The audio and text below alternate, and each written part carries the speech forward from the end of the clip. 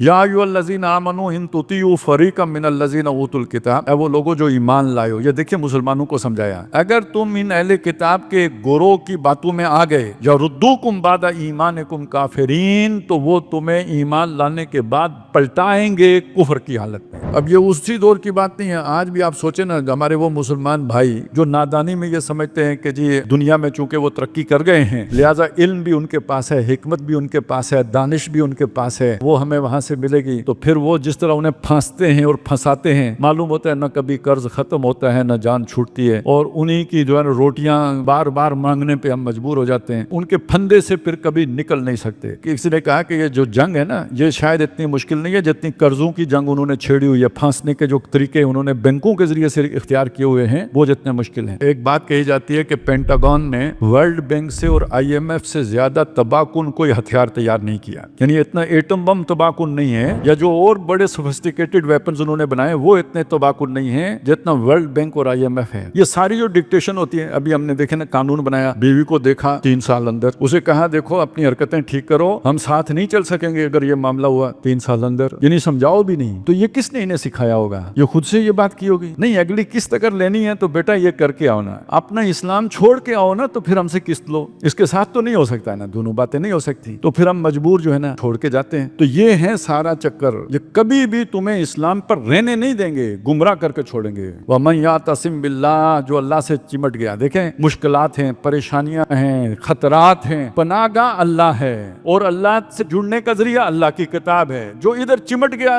बचने के लिए, बचाव के लिए, फकद हुदिया इला सिरातिम मुस्तकीम, वो सीधी राह पर गामजन कर दिया गया। उनकी तरफ जाओगे कुफर में लेके जाएंगे, अल्लाह की तरफ आओगे सीधी राह पे चला दिए जाओगे।